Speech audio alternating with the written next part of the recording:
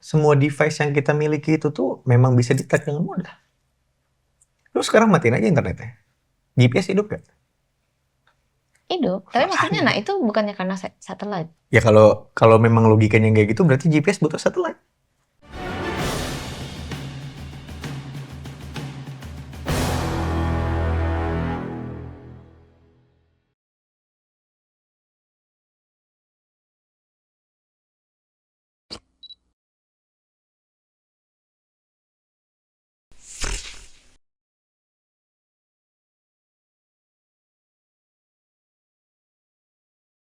Itu bukan kekacauan itu dari sudut pandang Manusia, maksudnya bukan dari atas. Jadi kekacauan itu tuh yang bahkan yang ya membuat intinya kegelapan lah ya. Maksudnya kegelapan itu kan itulah, semua void yang itulah. Kalau bahasa itu ya, apakah kalau pinta pembahasannya lebih detail, ya mungkin ini adalah pembahasan yang harus kita bahas secara offline doang. Gitu aja. Ya, Oke. terlalu berbahaya. Dibahas lebih lanjut berbahaya. Oke. Nah, di versi Resiko Mas itu, di RS atau di Earth atau di RS itu was vicious and void, and there was darkness upon the face of the deep. Jadi ada kegelapan di paling bawah tuh. Ya. The deep di sini adalah laut. Jadi ada batas di bawah laut. Nah, di bawah laut ada batas yang mempertemukan dia dengan si kegelapan murni. Kegelapan di sini bukan kegelapan kayak ruang gelap tanpa cahaya ya. Tapi memang benar-benar gelap ya. that by Tapi all means sampai the real sekarang darkness dia. emang sampai sekarang ada yang udah bisa meneliti kedalaman laut yang gelap tanpa cahaya itu gak ada. Bahkan gak ada mesin yang bisa tahan masuk ke kedalaman tertentu tuh rusak gitu loh, atau meledak gitu dengan tekanannya ya. Jadi itu ada level-level kedalaman laut, ada level-level dan ada level cahayanya juga ya gitu. Yang gue baca itu seolah-olah nih manusia lebih sibuk ngurusin apa yang ada di Mars daripada kedalaman laut yang ada di bumi. Jadi ada apa dengan itu? Apa nggak aneh? Itu sih yang gue kayak why gitu, kayak kedalaman laut sendiri kenapa nggak bisa dicek gitu. Sebenarnya gini sih, dulu tuh ini bener-bener secara sains ya. Ketika seseorang itu mencari minyak, dia itu kan menembakin frekuensi seismik gitulah. Intinya untuk meradar ke kepadatan dan juga kelenturan pasir atau apapun itu, bahkan sampai cairan, bahkan sampai minyak. Okay. Ternyata ini ada di kitab suci. Intinya pulau-pulau, benua atau apapun itu tuh layaknya perahu. Dia ngambang di atas air, teman-teman. Jadi ini lapisan paling bawah air, baru lapisan tanah. Ya, Kayak gitu. Nah, baru di sini tuh, nah ada sesuatu hal yang membuat mereka bingung. Harusnya apapun ya bisa ketangkep sama gelombang seismik ini. Lalu mereka bertemu sama yang namanya, mereka berteori itu adalah inti bumi, the earth core.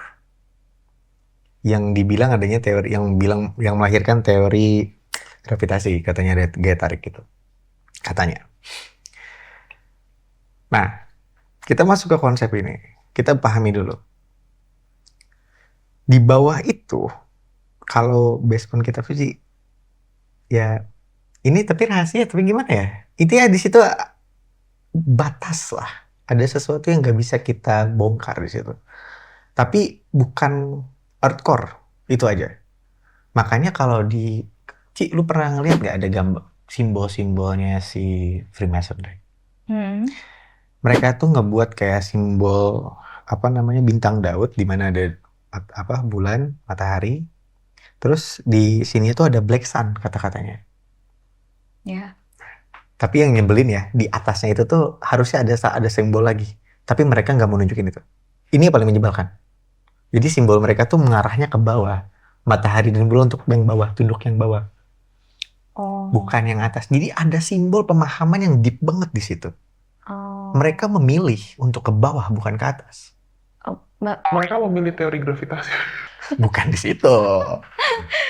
Seolah-olah ada yang menarik di bawah gitu kan, ada yang Itu benar. daya tarik menarik gitu. Dan itulah yang dipilih oleh Mereka. kesepakatan bersama semua ilmuwan Yes. gitu. Teori gravitasi. Nah, padahal kalau ini juga dibantah lagi ujungnya sama sains itu sendiri.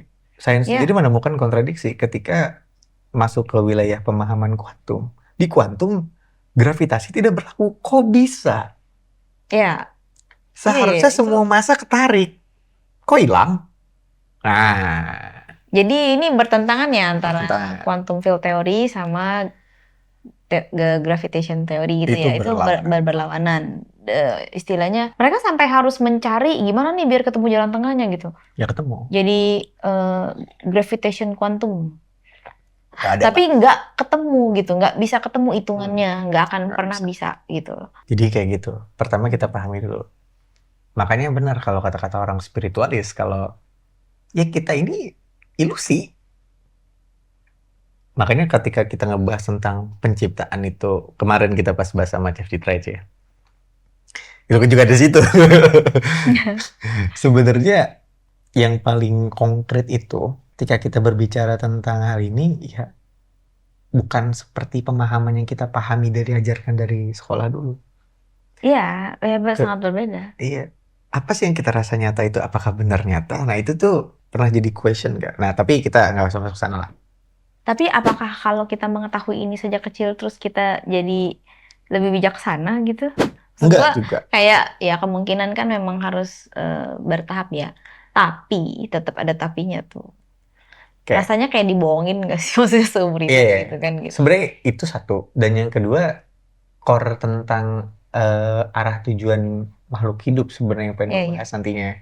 Jadi kalau kita berdasarkan cuman pengetahuan, oh tidak ada hukum mutlak berarti. Sebenarnya kalau dari konsep FA yang paling mau gue tekankan adalah kita terpantau total. Terpantaunya tuh total sih. Gak ada yang bener-bener, gak ada satupun, sedetik pun bahkan orang bisa luput dari pandangan Tuhan tuh gak bisa. Karena bener-bener ada di bawahnya. Kita tuh ada di bawahnya. Literally ada di bawahnya. Based on kitab suci, ada namanya positioning lah. Ada atas, ada bawah. Itu pahami juga. Gak bisa kayak, oh arah ini terus dianalogikan kayak, oh kalau bola kan ini atasnya semua atas, terus bawahnya berarti inti bumi gitu. Enggak. Iya, kalau bola kan gitu ya. Makanya konsep atas dan bawah adalah ya atas dan bawah, udah nggak ada yang lain. Makanya bahkan simbol satanik menyimbolkan hal itu. Tahu nggak yang simbol Baphomet yang kayak gini? Iya. Itu simbol yang sebenarnya menyimbolkan orang ini ngerti. Tapi Dia memilih yang tahu bawah. ada atas ada bawah, tapi dia Memilih aja. pilih yang bawah. Gitu. Jadi ini semua tentang pilihan. Orang mau ke arah yang spiritual, yang kita bilang universe aja lah, para petugas. Atau memang mereka mau jatuh aja. Emang bener-bener itu pilihan. Gak ada masalah. Kalau di tengah-tengah? Bagi kita ya, bagi kita Kalau di sebagai... tengah-tengah? Kalau di tengah-tengah, wadaw. Berarti kamu linglung. Bahan bakar itu. Jadi ujung-ujungnya tetap akan ke bawah, guys. Kalau di tengah-tengah. pasti kalah. Sekarang pasti kalah. Iya. Kesadaran itu bakal jadi tameng kita sih, biar nggak jatuh. Permasalahannya orang yang di tengah-tengah kan emang mau tahu.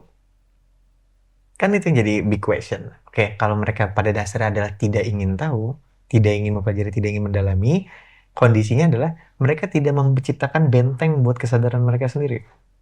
Iya, setuju. In the end, mereka ketemu apapun jadi FOMO, ngikut aja. Iya, Makanya- cuma jadi pengikut ya. Iya. Pengikut, penonton Iya. gitu. Oke, kita bahas lagi, kita masuk lagi.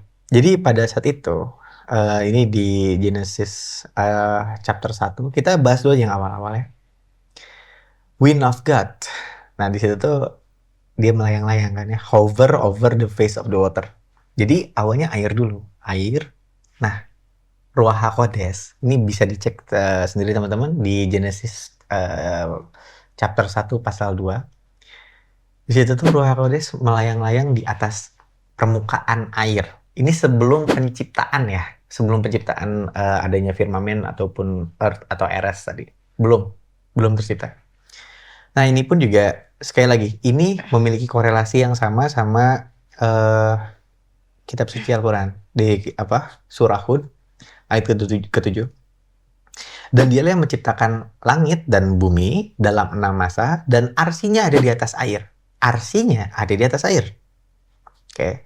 Agar dia menguji siapakah di antara kamu yang lebih baik amalnya jika engkau berkata sesungguhnya kamu akan dibangkitkan dibangkitkan setelah mati.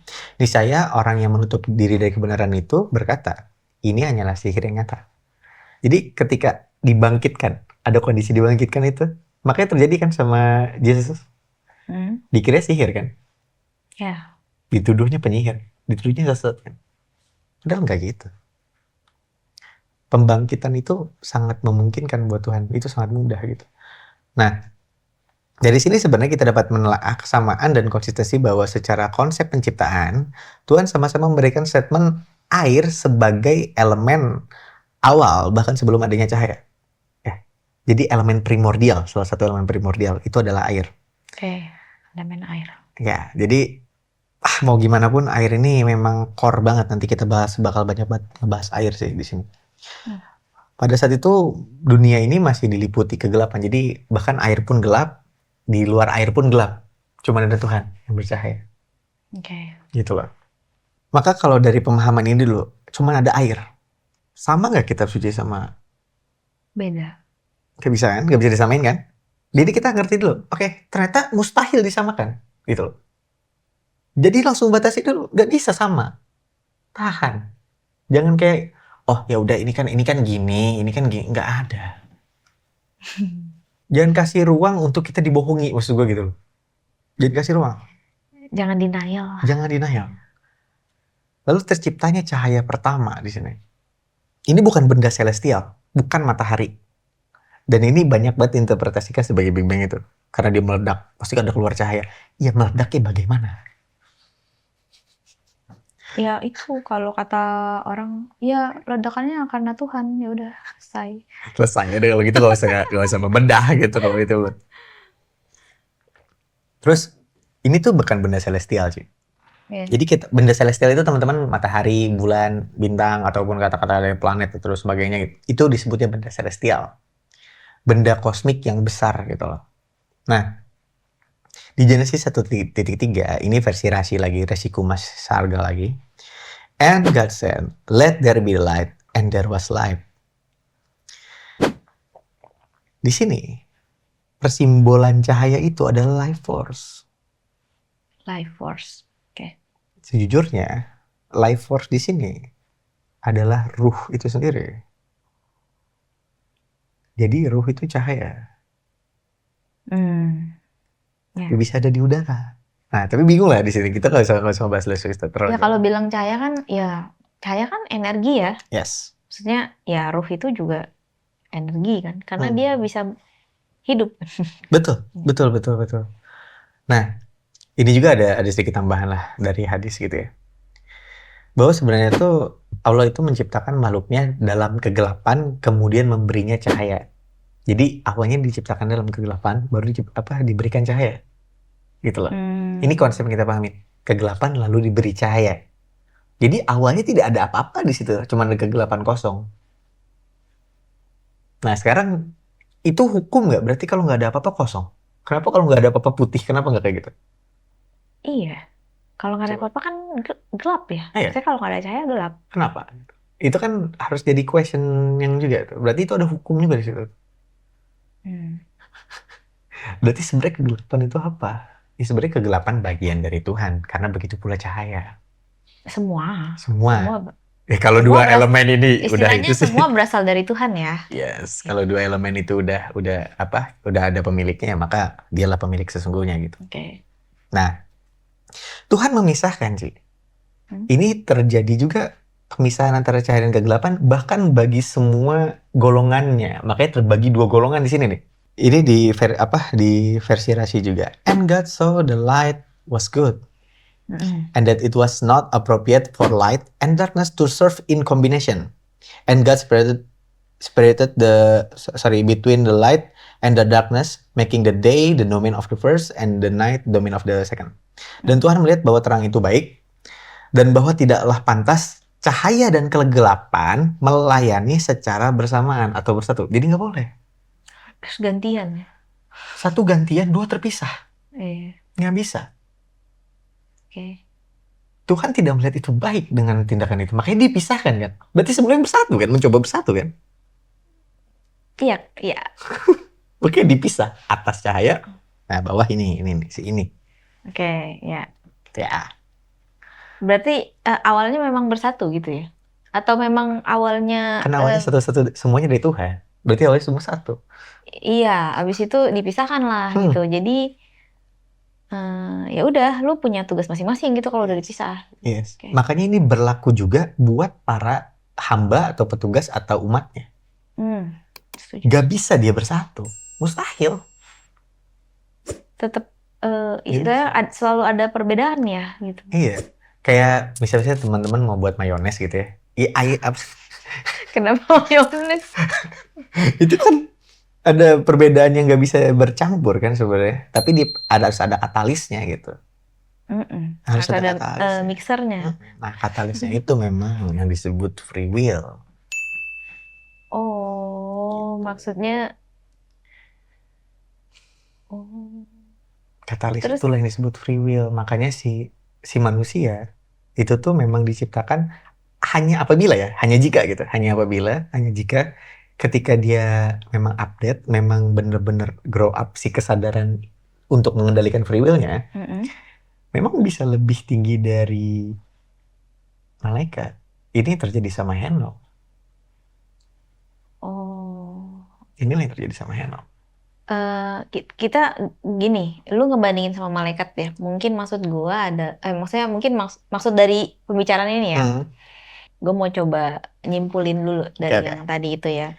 Maksudnya adalah malaikat itu kan kayak memang diciptakan dengan kepatuhan ya. Ketundukan, betul. Ketundukan, kepatuhan. Jadi istilahnya mungkin mereka bisa merasakan atau bisa berpendapat, tapi sepenuhnya mereka akan apa kata bos gitu kan. Jadi nurut gitu. Jadi tidak ada apa ya, dibilang ada free will nggak mungkin. Enggak. Free will-nya cuma sebatas untuk berpikir dan bergerak gitu. Tapi istilahnya dia udah ngikutin sistem yang ada gitu kan.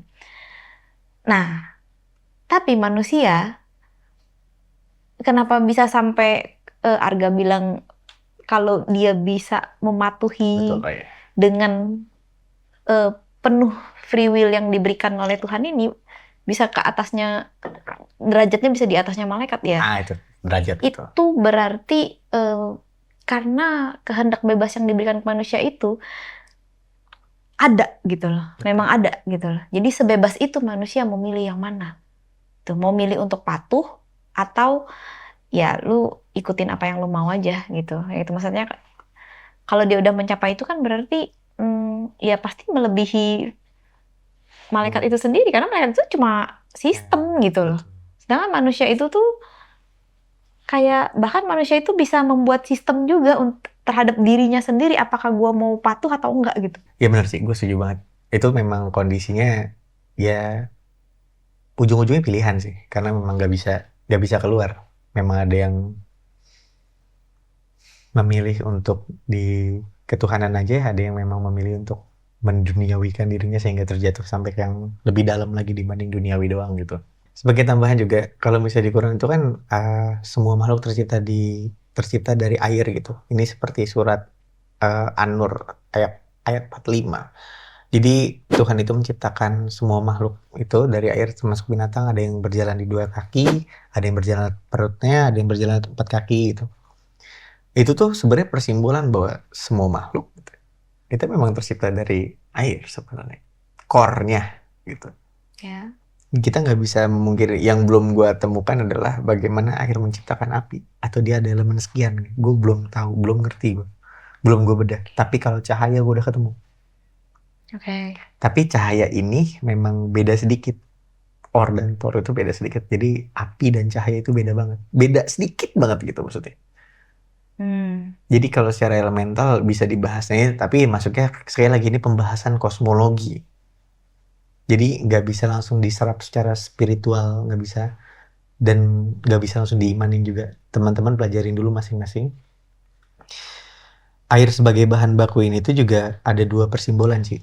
Ada kalau di Quran itu dia menjabarkan 2 signifikansi yang berbeda. Misalnya ada kata-kata air sebagai bahan baku itu penggunaannya kata ja'ala itu menciptakan dari bahan baku yang sudah ada. Itu contohnya pada air tadi. Udah gitu ada khalaqa, itu juga artinya adalah perbuatan untuk menjadikan. Jadi yang belum ada dijadiin gitu. Nah, tapi kalau udah ada bahannya dia menjadiin gitu. Nah, itu juga ada 2. Ada penciptaan tuh ada 2 tipe. Ada yang udah ada bahannya, ada yang dari ketiadaan. Oke. Nah, itu dulu kita pahami dulu. Itu kita nggak usah terlalu jauh, tapi itu dulu pemahaman itu harus ada. Jadi teman-teman jangan kayak kaget gitu kalau kok Tuhan bisa menciptakan sesuatu dari ketiadaan? Ya karena itu Tuhan. Jadi jangan mempertanyakan sesuatu yang beyond limitation, gitu ya. Karena Tuhan tahu caranya. Ya, aduh Ci, jangan dibahas ke situ. Ya, kayak gitu. Intinya itu ada banyak. Contohnya kalau teman-teman bisa baca perkata aja nanti ditelaah Al-Mu'minun 12 sama Al-Mu'minun 13 itu paling gampang. Di situ ada dan sesungguhnya kami menciptakan manusia dari satripati yang berasal dari tanah, menciptakan. Dan kemudian kami di ayat ke-13-nya kemudian kami menjadikan air mani yang tersimpan dalam rahim dalam tempat yang kokoh yaitu rahim. Itu bisa dipahami dulu di situ biar nanti pembedahan selanjutnya kita bisa mengerti. Kayak misalnya kenapa bisa ada orang sensitif? Sehingga akhirnya kita bisa ngerti, oh ternyata memang butuh koneksi. Tapi bagaimana how to connect? Oke. Gitu kan? How to connect? It is possible to connect gitu. Bisakah terkoneksi? Mampukah terkoneksi? Prasyarat, syarat aksiologinya harus ada. Aksi reaksi pasti harus ada. Itu juga harus ada di dalam pola berpikir kita. Makanya gue rasa kemampuan logical inilah yang nggak diajarkan dari semenjak kita kecil. Makanya memunculkan orang-orang yang satu, pemahaman apapun langsung diterima. Yang kedua, logical fallacy, gagal berlogika. Jadi nggak dibedah. Ini kenapa? Nggak ada gitunya. Jadi nggak mempertanyakan. Padahal kalau dia mempertanyakan pasti ketemu jawabannya. Pasti, nggak mungkin nggak. Karena dulu lebih limit nggak sih Ci, pengetahuan ini tuh. Gue tuh mulai FE tuh dari 2012. Ini sebelum 2015 di mana ada channel besar banget yang ngebahasin FE namanya FE 101 atau Bos Darling, kita tahu juga. Di sini tuh bahkan pemahamannya nggak sedalam Bos Darling sih. Kalau pas gue itu juga kaget, oh ternyata ada secara spiritual gitu. Di dalam pemahaman convex art itu keluar 2010 kalau nggak salah orang Brazil atau orang Spanyol gitu. Dia tuh pertama kali penelitiannya tuh adalah tentang, jadi misalnya gini teman-teman, gini ya, ini anggaplah sebuah lingkaran. Nah, untuk mencoba membuktikan teorinya, dia tuh memasang 2 titik utama gitu misalnya ini. Nah ini kan kita bisa masang rasio gitu ya. Nah pada rasio tertentu harusnya ada titik mentok gitu. Dari sini misalnya ke sini mentok, dari sini ke sini mentok gitu ya. Gitu. Ternyata teman-teman, bahkan ketika dia masang dari titik dari sini sampai ke sini, ini tuh masih terhubung. Jadi dia masih terhubung gini. Nah, masih gimana ya cara lurusnya? Nah, dia masih terhubung. Jadi seharusnya teman-teman, kalau kita menembakkan laser, jadi adalah penelitian orang ini adalah para saintis. Kalau nggak salah ada 20 saintis atau kurang dari 20, gue lupa 18 mungkin. Mereka itu mencoba mengukur menggunakan trigonometri. Jadi ibaratnya ada hitung-hitungan ini kan bisa di rasio bumi kita bisa hitung gitu ya. Ini diameter. Nah kan kalau R cuma di sini. Nah kita tuh bisa ngitung ini nih ini pakai trigonometri. Jadi ketika ini terjadi, berarti kan harusnya ini ketutupan ya si laser tersebut gitu. Karena kan laser kalau dia terhalang langsung selesai gitu. Nah ternyata jarak segini pun laser tersebut masih menyentuh, Ci. Oh, jadi masih terhubung Mm-mm. Masih di terhubung. jarak yang sangat jauh. sejauh itu. Sejauh itu. Jadi ini bukan cuman teori. Unfortunately, ini bukan teori, tapi ini memang Sebenarnya ada Science. pembuktiannya ya. memang ada pembuktiannya. Cuma Dan pasti memang ada tentu catatan saja. jurnalnya. Ada. Bisa Hanya ceritain gimana? saja Convex namanya. Convex Earth.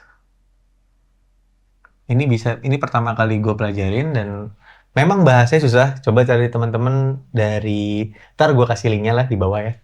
Ini bagus banget kalau kalian mau baca tapi pakai bahasa Inggris tetap semua. Mungkin bakal lebih susah untuk dipelajarin. Intinya pelajari dulu hal ini biar nanti kita mengetahui kenapa kalau yang Islam ada tawaf, ada kiblat. Nah, ini bisa nolong banget sebenarnya. oh, hitungan. Tapi sebenarnya ada so funny question sih. Anggaplah ini bola gitu ya. Nah, anggaplah di sini kiblat gitu ya. Terus di sini kita. Berarti kalau gue mengarah ke sini, equal ngarah ke sini dong. Terus Iya. kalau gue ngarah ke Iya. sini, Itu seumpama bola ya. iya.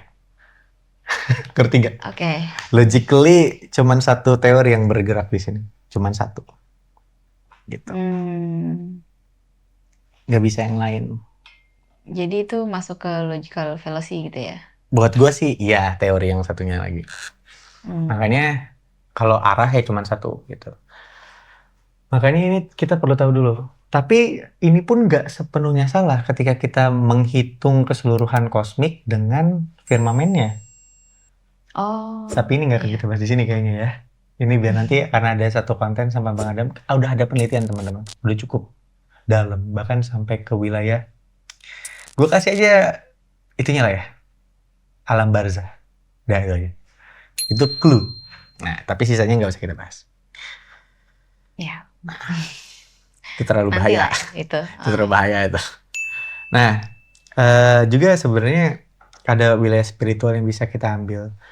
Siang dan malam itu, Ci, adalah persimbolan. Jadi siang itu, ini sebenarnya adalah pertanyaan dari dulu. Per siang dan malam itu mana yang lebih mulia, mana yang lebih baik gitu ya.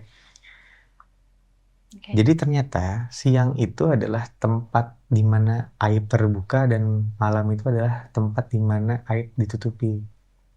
Jadi siang itu adalah pasarnya orang-orang dunia, malam itu adalah pasarnya orang-orang berketuhanan. Tapi kenapa seperti itu? Bukannya sekarang lebih banyak orang yang ngelakuin negatif malam-malam ya? Ya tentu saja, karena memang ada energi demonstrasi yang nanti kita bakal bahas. Sederhananya, kalau dari aspek spiritual ya, siang itu tempat manusia mengejar dunia dan malam itu tempat memohon ampunan dan perlindungan. Sebenarnya, seharusnya. Oh. Bukan tempat malah dugem. Malam teh, jadi nggak boleh keluar sebenarnya. Harusnya di dalam rumah. Makanya ada itu sholat tahajud. Iya kayak gitu-gitu. Ada ibadah-ibadah malam di berbagai macam agama. Biasanya kebanyakan ibadah itu yang yang apalagi yang doa berulang-ulang gitu ya. Itu biasanya dilakukannya memang kebanyakan malam atau subuh gitu kayak dari jam 3 pagi gitu. Hampir ada di semua agama tuh. Iya, Soal ibadah-ibadah itu. Ibadah kayak doa novena juga biasanya malam gitu. Ya. Makanya itu ada deep meaning kenapa harus ada ibadah malam. Ternyata memohon perlindungan dan ampunan. Dua energi itu yang paling kenceng nanti didengarnya gitu. Kerennya sebenarnya di situ sih. Kayak gue nggak miss terus gue. Bukannya buat maksiat ya? Ya, tuh. Masalah lu. Terus di pasal selanjutnya sih, and God called the light days and the darkness he called night, and it was evening and it was morning the second day, and the day of the one. Jadi ini hari pertama. Di hari pertama ini sebenarnya kalau secara pembahasannya ini tuh adalah hari di mana semua alam itu sebenarnya diciptakan, tapi belum diaktifasi. di hari pertama tuh sih. Jadi kayak misalnya matahari, bulan, bintang, semua tuh udah diciptain. Tapi belum diaktifkan, Belum berperan apa-apa belum lah ya. dihidupkan. Tapi udah diciptain. Jadi kerangkanya mungkin udah ada, gak tau gua. Intinya di hari pertama semua udah diciptain kalau berdasarkan Torah ya. Oke. Gitu. Dan selanjutnya itu kan itu adalah penciptaan cahaya, tapi cahaya di sini sekali lagi teman-teman bukan cahaya yang kita tahu matahari atau bulan, bukan ke sana. Itu nanti diciptain di hari ketiga. Di 1.6 di sini tuh di versi Rasiku Mas, and God said, let there be firmament, let the firmament be hardened. Jadi biarkan firmament itu mengeras, ya, di tengah-tengah air, in the midst of the water. The upper water being at the distance from the firmament just as lower water are. Jadi jarak antara air yang atas dan air yang bawah sama. Oke. Nah, si firmament ini sendiri adalah dinding air, artinya. Dipisahkan oleh itu ya, dinding. Ada dinding air lah. Intinya itu yang perlu kita tahu dulu terkait pemahaman tentang kosmologi yang sesungguhnya. Karena ini akan menyangkut sama, gue pernah ngebahas konten sihir di SGN. Nah, si bintang-bintang inilah yang membuat itu bisa terrealisasi sebenarnya. Membuat apa yang bisa terrealisasi? Sihir dan doa. Dua energi ini sama. Bintang ini. Karena ada energi netral. Mau negatif ataupun positif sebenarnya kan punya Tuhan. Perspektif manusia aja yang lihat. Iya. Nah, ini yang berarti di sini. Atau kalau di dalam Genesis 1:6 itu, let there be a dome, in Hebrew itu bahasanya adalah rakia. Secara arti sesungguhnya adalah a beaten steel of metal. Jadi dia tuh seperti metal yang dipukulin, udah ditempa jadi keras banget gitu. Dia amid the water, jadi dia berada di tengah-tengah air, atasnya air, bawahnya air. Jadi kita jangan keliru si firmament itu air doang, bukan. Jadi ada 3 lapis ibaratnya. Lapisan atas air, lapisan bawah air. Tapi tengahnya ada sesuatu lagi. Makanya tidak bisa ditembus. Jadi kalau ada yang bilang ada Tesla aja udah ke Mars. Ya, lu lihat videonya itu seperti apa? Itu CGI. Come on. Terus dia naik naik mobil pernah lihat gak itu meme itu? Dia membuat pesawat mobil luar angkasa yang konyol buat gua itu semua CGI teman-teman. Nah ini yang paling dark nih. Nah ini ya. Tapi ini sempet gue coba nyari tahu juga ya. Aduh gimana dengan satellite gitu. Kan semuanya ditaruh di luar ya, di luar gitu ya. Pokoknya semua apa yang udah tertanam di imajinasi gue dari kecil gitu lah tentang space gitu. Gue juga. Space, ya. Cuman setelah gue mencoba mencari titik tengahnya lah ya gitu, kayak ternyata ada satu yang dilupakan kebanyakan manusia tentang kenapa sih bukan cuman Amerika yang ingin membuktikan bisa keluar angkasa. Kenapa di Rusia iya, di Cina iya, di India iya, bahkan di Indonesia pun iya. Karena itu persaingan, guys. Kalau nggak diikutin ini kesepakatan manusia bersama ini ya, kita punya ekonomi itu bisa jatuh kan. Jadi kan ini ada hubungannya dengan ya entah itu saham, IHSG atau apapun itu gitu ya. Itu ada permainan politik lah di situ. Yang dimana ada kesepakatan bersama di sana, ini menjadi nilai atau value yang menentukan ekonomi, maka ini harus kita kejar. Nah, mau nggak mau kan semua negara harus ikut main ya, gitu. Itu sempat gue kepikiran juga kayak setelah gue baca-baca, oh iya juga ya, gitu kayak ini negara bodoh sekali kalau nggak ikut-ikutan. Itu jadi bodoh.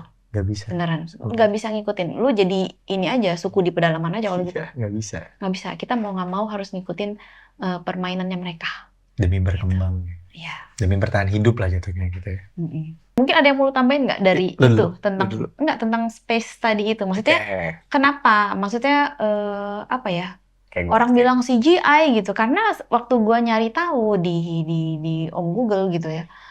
Ya semua akan mengatakan, kalau kaumnya FE mah pasti akan ujung-ujungnya ngomongnya CGI, semua itu adalah CGI, padahal udah banyak data ilmiahnya, udah banyak jurnalnya, udah banyak Oke. pembuktian, sedangkan di FE itu tidak ada pembuktian, bla bla bla. Tapi Apa ya? semuanya sama gitu, semuanya ngomongnya kayak gitu. Oke. Pertama, mungkin orang-orang yang ngomong kayak gitu nggak tahu sistem internet. Yes, itu juga Nggak yang tahu sistem internet. pada saat gua mencoba cari dari sebaliknya, ada banyak data yang lain ternyata Iya. guys gitu loh. Jadi kalau kita cari pakai cara orang awam yang cuman apakah FE benar, apakah ini, ya udahlah gitu. Ya, itu perdebatan. Nggak usah dicari. Pasti salah. Iya, pasti salah. Karena memang banyak troll sih. Dari dulu tuh sebenarnya kenapa nggak banyak orang yang ngomongin ini? Karena memang udah disiapin troll-trollnya. Udah disiapin para buzzer lah ya bahasa Indonesia sekarang mah ya, bukan troll. Kalau dulu zaman gue bilangnya troll, yang kayak gitu-gitu tuh. Trolling doang. Nah, kalau sekarang pembahasan sebenarnya tentang internet adalah dari tower ke tower. Karena nggak pernah ada sistem HP kita ya langsung nyampe ke satelit. Kalau by konsepnya dia pasti harus nyambung dulu ke tower, dari tower ditembakin ke satelit. Itu based on teori internet yang kita tahui sebenarnya. Tapi sebenarnya dari handphone ke tower, dari tower ke tower lain, itu juga bisa. Gelombang internetnya gitu ya. Iya. Jadi data masuk ke kita. Misalnya gue nge-search di Google. L-Warrior gue ketik tek gitu.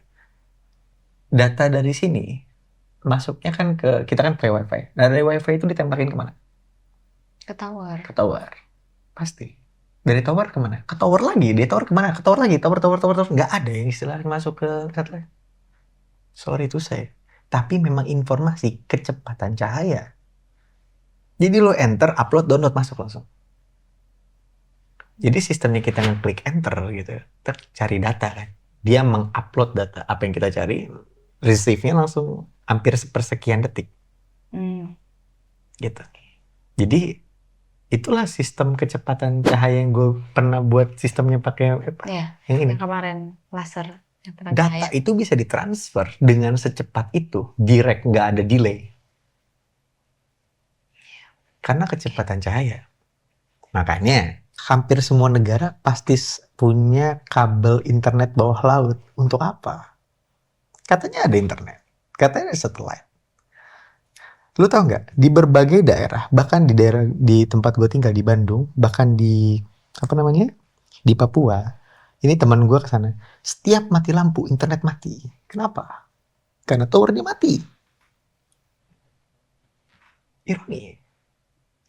Iya juga ya. Ini gue bongkar semua nih yang aneh-aneh. Tapi gini, kalau Di Jakarta nggak akan nemu ya. Di Jakarta nggak akan nemu. Oke. Tangerang nggak akan nemu. Kita ngomong internetnya, tapi kalau sistem GPS gimana? Yang melihat dari, nggak tahu ya, orang bilangnya ya gimana dengan sistem GPS gitu kan? Itu kan berhubungan dengan satelit gitu. Enggak. Semua device yang kita miliki itu tuh memang bisa di-track dengan mudah.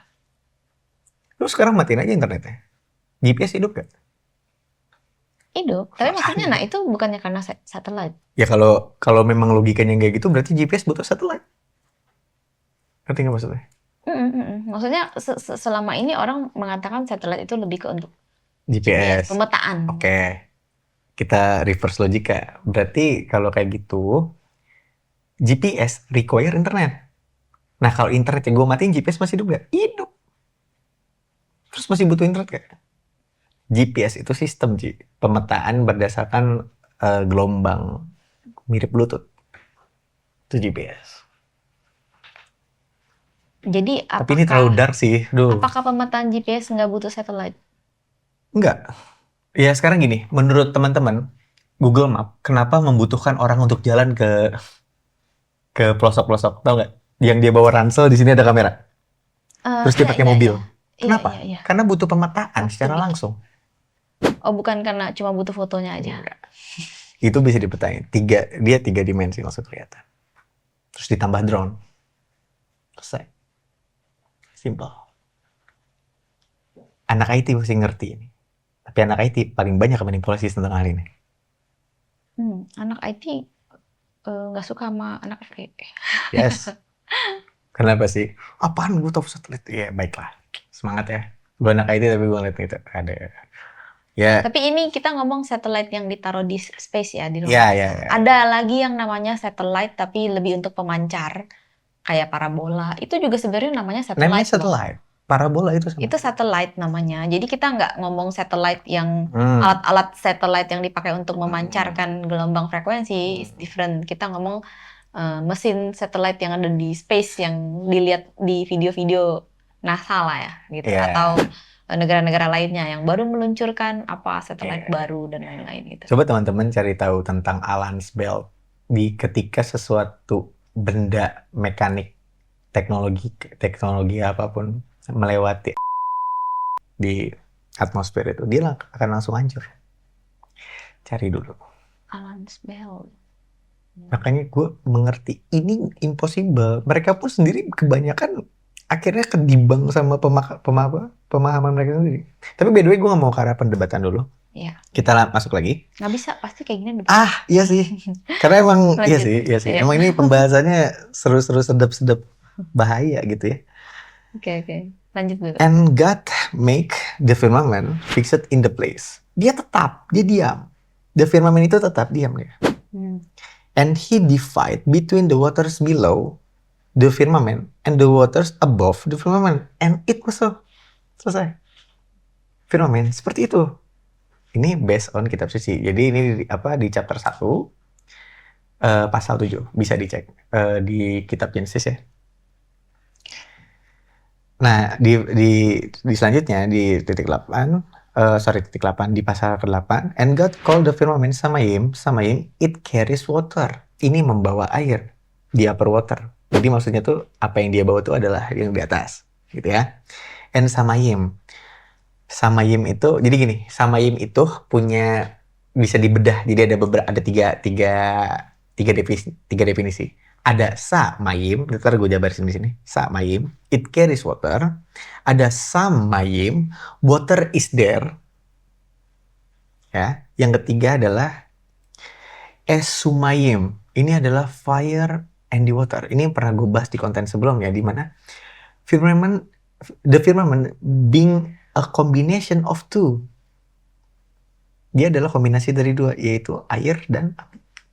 Tapi api di sini disimbolkan, disetarakan dengan bahkan lightning atau listrik. Jadi gue mau kasih tahu ether itu teman-teman, ya listrik. Jadi itu elemen alam ether itu listrik alam namanya ether. Selesai. Itu Listrik. pembahasan firmament. Jadi yang kita pernah bahas dulu tentang Tesla, dia kok bisa farming energi dari alam, ya itu. Tapi jadi berarti yang tadi lu bilang di domnya itu ada yang kerasnya itu. Apakah itu penggabungan dari itu atau memang ada api, ada air, ada api, ada air? Gua nggak tahu sih, itu elemen yang mungkin nggak akan pernah bisa dibuktikan manusia. Kecuali dia memang mungkin ya kayak orang yang dapat big gift kayak Bang Adam Astral Projection itu mungkin. Oke. Kita ngomong berarti di dom itu ada yang tadi lo bilang api yang sebenarnya itu panas dari listrik gitu ya. Iya, Ya semacam apa tadi lo bilang istilahnya ether. Cahaya pertama itu yang ingat gak yang tadi kita bahas cahaya pertama. Cahaya pertama ini yang membuat adanya cahaya-cahaya ini hidup. Bahkan makhluk itu bisa hidup gitu. Cahaya pertama. Apakah itu yang lo maksud dengan ether? Enggak, kalau ether itu beda. udah jadi kayak udah di elemen alam gitu sih. Jadi energi alam yang bebas. Udah jadi bentuk Sekarang energinya ether. Pemahamannya kita balik, kenapa Tuhan menghadirkan itu kalau bukan untuk manusia gunain kan? Iya. Sebenarnya logikanya dibalik ke sana aja. Berarti sebenarnya bisa jadi total free. Sebenarnya nggak butuh pakai. Berarti guntur-guntur thunder itu ya? Oh itu lebih banyak rahasianya tentang guntur itu.